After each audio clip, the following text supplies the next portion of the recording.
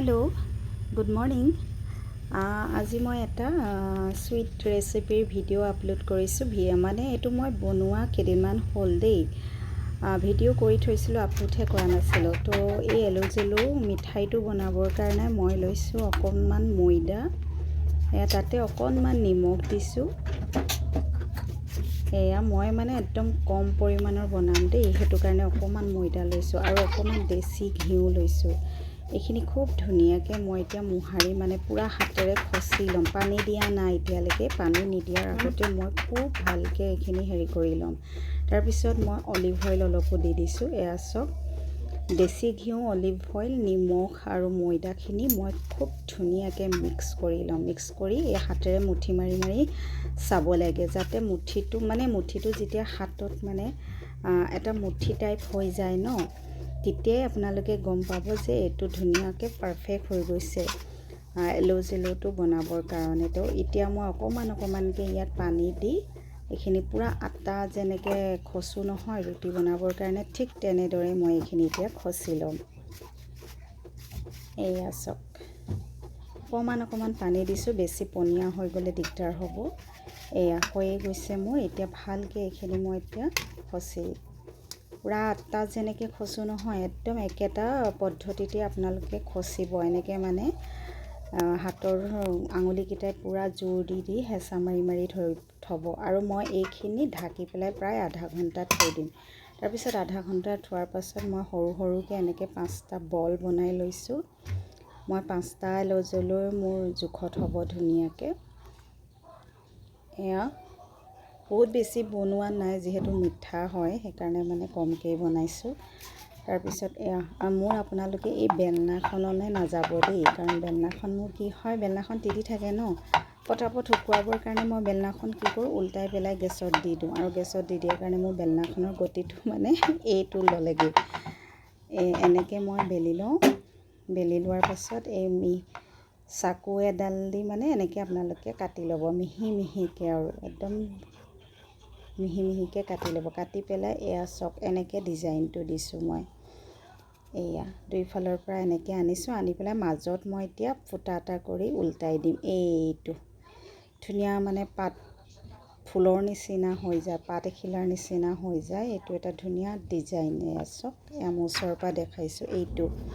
তো বাকীকেইটাও মই ধুনীয়াকৈ এনেকৈ বেলি পেলাই চুৰিখনেদি কাটি পেলাই এনেকৈ এলো জেলো শ্বেপটো দি ল'ম।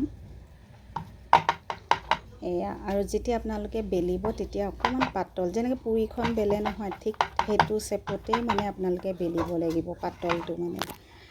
তাৰপিছত এয়া ধুনীয়াকৈ মিহি মিহিকৈ কাটি লৈছোঁ। মই এইটো এলো জেলো টাইপত শ্বেপ দিছোঁ, আপোনালোকে বিভিন্ন শ্বেপ দিব পাৰে। এই ৰেচিপিটো মানে এলো জেলোটো মোৰ মা আগতে যেতিয়া আমাৰ ঈদ হয় নহয়, তেতিয়া মায়ে এইটো খুব বনায়, আৰু মই এবাৰ ফাৰ্ষ্ট টাইম এইটো বনাইছোঁ, কিন্তু খাবলৈ বহুত ধুনীয়া টেষ্টি হৈছিলে। এয়া হৈ গ'ল মোৰ 5টা। এতিয়া মই এইখিনি অকণমান অলিভ অইলত মানে ধুনীয়াকৈ, মই অলিভ অইল লৈছোঁ, আপোনালোকে ৰিফাইন তেল ল'ব পাৰে। তাত মই অকণমান ৰঙা হোৱালৈকে ধুনীয়াকৈ ভাজি ল'ম। এয়া অকণমান ফুলি যায় দেই তেলত যেতিয়া। চব একদম পাতখিলাৰ নিচিনা, একদম ফুলপাহৰ নিচিনা ইমান ধুনীয়া হৈ যায় নহয় তেলত যেতিয়া ভাজা হয়। শ্বেপটো আৰু ধুনীয়া হৈ যায়, মানে শ্বেপটো ফুলি উঠে, মানে ধুনীয়াকৈ ফুটি উঠে শ্বেপটো, একদম গছৰ ধুনীয়া পাত এখিলাৰ নিচিনা হয়। তো এয়া ধুনীয়াকৈ অদল বদল কৰি মই ভালকৈ এইখিনি ভাজি ল'ম। পূৰা ৰেড কালাৰ কৰি নিদিওঁ, কিন্তু অলপ গল্ডেন কালাৰ হোৱালৈকে মই এইখিনি ধুনীয়াকৈ ভাজি ল'ম। এয়া চব গল্ডেন কালাৰটো মোৰ হৈ আহিছেই আৰু। এয়া তো মই এতিয়া এখন প্লেটত এইকেইটা উঠাই লওঁ, উঠাই আৰু 2টা আছে সেইকেইটাও মই ধুনীয়াকৈ ভাজি ল'ম।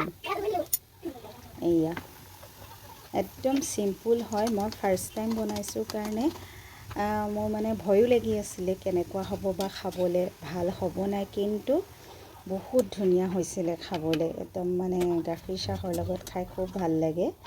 চাহকাপত চেনি নিদিয়াকৈও হৈ যায়। এয়া মোৰ ভাজা হৈ গ'ল। তাৰপৰা মই যিখিনি তেল আছিল নহয়, সেই তেলখিনি মই বেলেগত ৰাখি পেলাই একেখন কেৰাহীতে অকণমান পানী দিছোঁ, কেশৰ কেইডালমান ইয়াতে দি দিছোঁ, আৰু 2টা মই ইলাচি ইয়াতে দি দিম। আৰু চেনি দিম, কাৰণ যিহেতু মই এইটো মিঠাকৈ বনাম।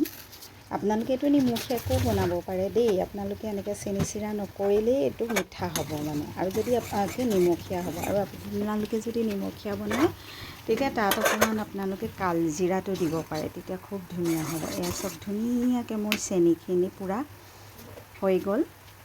কিন্তু মই এতিয়া কি কৰিম, বহুতে চেনিখিনিতে এলো জেলুকেইটা দি দিয়ে দেই, কিন্তু মই তেনেকৈ নকৰোঁ। মই কি কৰিম, প্লেটখনৰ ওপৰত এই চেনিখিনি মই একদম টোটেলি ঠাণ্ডা হ'বলৈ দিম। মই গৰমে গৰমে কেতিয়াও নিদিওঁ। এয়া চব পূৰা মোৰ আধা ঘণ্টাৰ পাছত ঠাণ্ডা হোৱাৰ পাছত মই চামুচখনেদি এনেকৈ ওপৰত অকণ অকণকৈ দি দিছোঁ।